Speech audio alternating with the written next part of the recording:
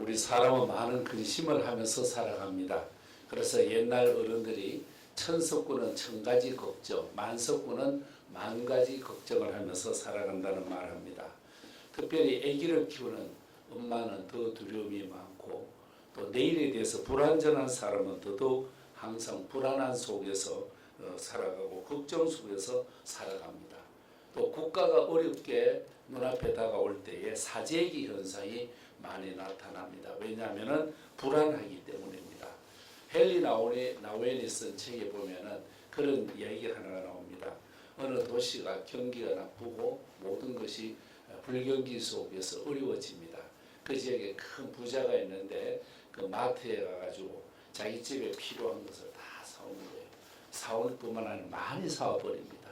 그리고 다른 사람이 볼 때는 필요 없는 것 같은 것도 그것은 어려움이 오면 필요할 것 같다 쌓아놓은 거예요. 그래서 가득 쌓아놓고 나니까 이제 불안한 거예요. 왜? 이 도둑놈이 들어올까봐.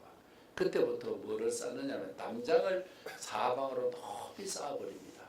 담장을 쌓으면서 좀 불안을 좀 이렇게 잃어버리고 털어보려고 하는데 그래도 불안합니다. 그래서 쌓아놓은 개를 코너마다 놓고 길러도 그래도 불안합니다. 그러다가 나중에는 진짜 어려움 당하니까 다른 밖에 있는 사람들은 다 자유인이 되고 이 사람은 감옥에 갇혀 있듯이 동네 사람들이 미워하고 왕따를 시켜가지고 오히려 그들이 모든 것은 갖추었지만 감옥에 갇히는 불안한 현상, 불행한 현상을 만나는 이야기를 합니다. 오늘 우리는 살아가면서 나만 되면 나만 잘 되면 하는 극단적인 이기주의 마음이 때로는 나를 굉장히 자유하게 한 것 같지만 극단적 이기주의가 나를 부자유하게 한다는 그런 이야기입니다. 예수님 당시에 사람들은 불안했습니다. 왜냐하면 로마가 들어와서 특수 군대 12,000명을 동원해서 이스라엘 백성들이 가지고 있는 것을 다 뺏어가 버리니까 농사 짓는 사람은 농사를 실컷 짓고도 그 농작물을 다 빼앗겨 버리는 것입니다.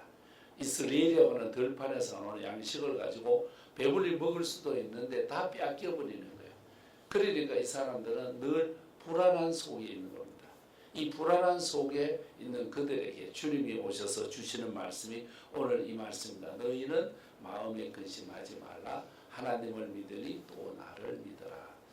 오늘 우리는 왜 불안하냐 하면은 내가 약하기 때문에 불안할 수도 있고 또 남을 보면서 남들이 나보다 더 두텁고 높은 담을 쌓아놓고 사니까 불안하고 또 남들이 헨리 나우엔의 얘기처럼 집 안에다가 온갖 좋은 것을 갖다 놨는데 나와 비교해보면 나는 보잘것없는 것 때문에 불안해질 수도 있습니다.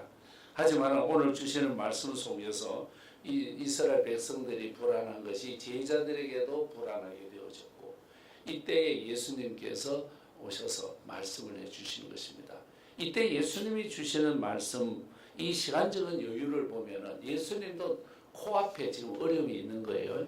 예수님도 코앞에 어떤 일이 있느냐. 당신이 붙들려 가야 되고 고난의 십자가를 져야 되고 어려운 외로운 고독의 시간을 걸어가야 합니다. 그런데 주님이 오셔서 말씀해 줍니다. 너희는 마음에 근심하지 말라. 하나님을 믿으니 또 나를 믿어라. 여러분도 불안에 떨고 어렵고 걱정과 근심이 있을 때 어떻게 지나가십니까? 사람마다 불안을 극복하는 여러 가지 방법이 있겠습니다만 저 같은 경우에는 주기도문을 외우기를 시킵니다. 하늘에 계신 우리 아버지 이름이 거룩히 힘을 받으시오며 한 번은 기도원에 올라가서 산기도한다고 산에 올라갔습니다. 밤 12시 되니까 얼마나 무섭습니까? 나뭇잎과 나뭇잎이 바람에 흔들려 부딪힐 때에 일어나는 소리 같고 귀신 소리 같고 거기에서 견딘다는 것이 참 힘든 일이었습니다. 그래서 뭐를 시작을 했느냐. 하늘에 계신 우리 아버지 이름이 거룩히 힘을 받으시오며 여러분 그래 하루 저녁에 한 400번 하면은요 그것도 시간이 꽤 오래 걸려버립니다. 그래서 400번 정도 주기도문을 하면 평안을 잃어버리고 근데 운전 중에 불안할 때는 눈을 감고 기도할 수 없지 않습니까? 제가 약 30년 전에 전라남도 고흥의 과역이라고 하는 곳에 설교하러 갔더랬습니다. 수요일 밤에 행사 모든 집회를 마치고 밤 9시에 출발하는데 소나기가 얼마나 쏟아지는지 억수같이 쏟아집니다. 거기에는 가로등도 없습니다. 그 녹록길을 통해서 나와야 되는데 앞에는 산입니다. 산에서는 불이 반짝반짝. 우리 어릴 때 봤던 귀신불이에요.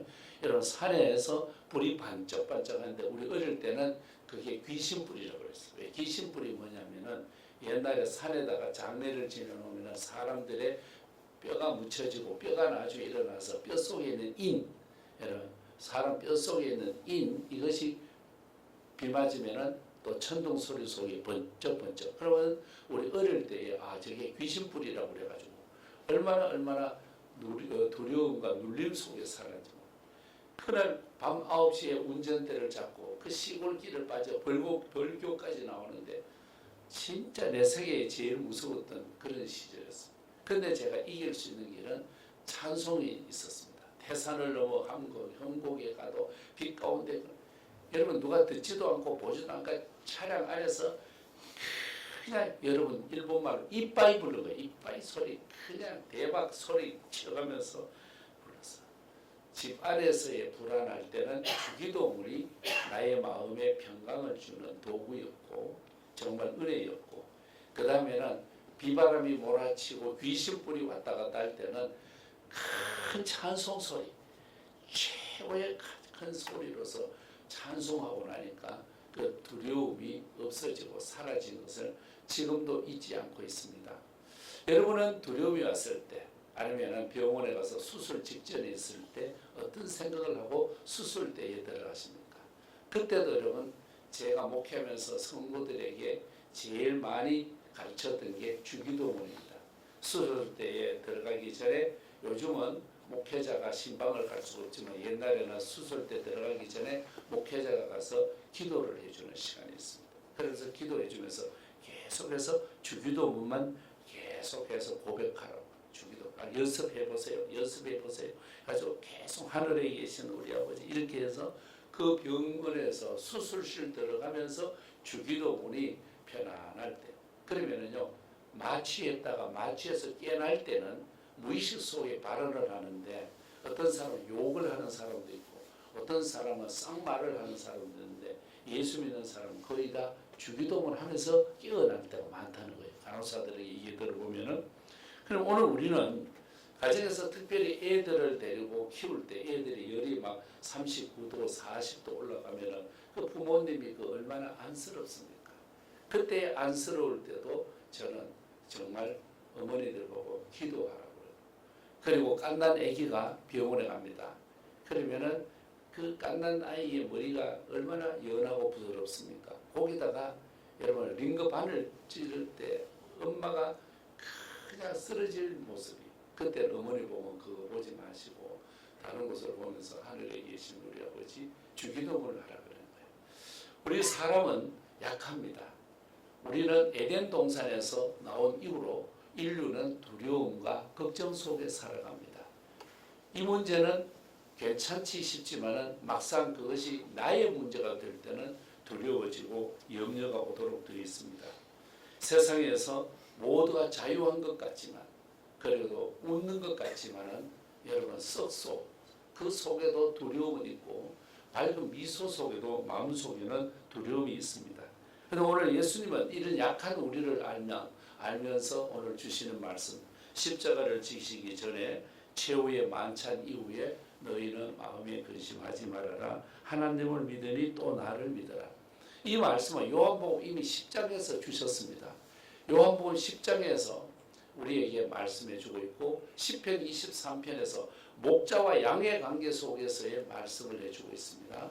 목자가 양이 우리에서 나갈 때 기름을 발라주는 거예요. 그 기름은 어떤 기름이냐? 양이 제일 싫어하는 여러분 곤충이 있는데 그게 파리입니다.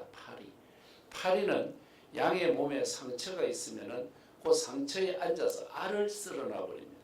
이 알이 습도와 온도가 맞으면은 부화가 되는데 그게 구더기라고 하는 것입니다. 이 구더기가 양의 몸을 뚫고 들어가기 때문에 양은 소리 없이 죽도록 되어 있습니다. 이럴 때에 목자는 양에게 기름을 발라주는 거예요. 이 기름은 파리가 근접할 수 없는 파리가 싫어하는 기름을 발라주는 거예요. 이 기름을 바르고 나가는 양은 푸른 초장, 맑은 시냇물가에서 평온의 삶이 이루어진다. 이건 시편 23편이죠. 이걸 가지고 요한복음 10장에 와서 양과 목자의 관계를 통해서 양과 목자의 관계의 문제는 신뢰와 평화라는 것을 보여주고 있습니다. 근심이 많고 걱정이 많은 이 시대를 살아갑니다. 우리가 컴퓨터를 통해서 또 AI를 통해서 모든 정보를 가지고 있지만 막상 나에게 머리카락 하나라도 희고 검게 수 없는 약한 나에게 아픔이 온다든지 나에게 경제적인 문제가 온다든지 카드를 여기에서 맞고 저기서 맞고 견디다 가면은 나중에 보면은 어쩌면 신불자가 되는 사람들도 얼마나 많은지 모릅니다. 그러다 보니까 우리 오늘 이 시대에는 이 평안을 쉽게 잃어버리기 쉬운 시대를 살아가고 있습니다. 강한 것 같지만은 약합니다. 많이 배운 것 같지만은 모르는 것이 더 많습니다. 든든한 것 같지만은 약한 것이 우리 사람의 마음이기도 합니다. 이런 우리가 오늘 하나님의 말씀을 받고 있는데 이 하나님의 말씀이 우리에게 자유함을 주는 거예요. 여러분 불안하고 어려울 때 성경책을 머리맡에 두고 기도할 수도 있고 손에 잡고 기도할 수 있고 가슴 위에 얹어놓고 기도할 수 있지 않겠습니까? 31,173절의 말씀이 우리에게 자유함을 주고 기쁨을 주고 우리에게 평온을 주기 때문입니다. 세상에서는 근심 걱정을 마음대로 조절할 수가 없습니다. 왜냐하면 우리는 흙으로 만들어졌고 약한 존재이기 때문입니다. 그런 우리들이 우리 스스로 셀프 자기 자신을 치료하고 자기 자신을 테라피 고치고 상담할 수 있는 길은 말씀이 최고임을 저는 믿고 있습니다. 여러분 힘들고 어려울 때 다른 방법 도구로 쓰지 마시고 말씀을 자꾸 외우시거나 주기도문을 외우시거나 자꾸 큰 소리로 찬송을 해나가면은 거기에는 주님이 주시는 평화가 오도록 되어 있고 세상에 걱정 근심이 많지만은 내가 걱정 근심을 한다고 해서 해결되는 게 아니에요. 내가 걱정 근심으로 되어지는 것은 100개 중에 5개도 되지 않습니다. 나머지는 되어지지 않는 일을 가지고 미리 걱정한 일이고 나머지 일은 지난날에 실패한 것을 다시 자꾸 연상해서 그렇지 주님은 나에게 오늘 승리하기를 원하시는 줄로 믿습니다. 승리하시기를 원하시는 주님 앞에 오늘도 우리에게 필요한 것이 뭐냐? 진정한 자유, 진정한 우리에게 평강이 필요합니다. 세상 방법으로 게임에 몰두한다든지 아니면 다른 이상한 곳에다가 몰두해서 마음을 위로받을 것이 아니라 하나님 앞에 지음받은 우리는 흙으로 되어 있잖아요. 흙은 아담이라는 말이죠. 하나님께서 흙으로 된 우리들에게 결국은 하나님의 생기가 들어와야 되는데 그 생기가 오늘의 성령님이십니다.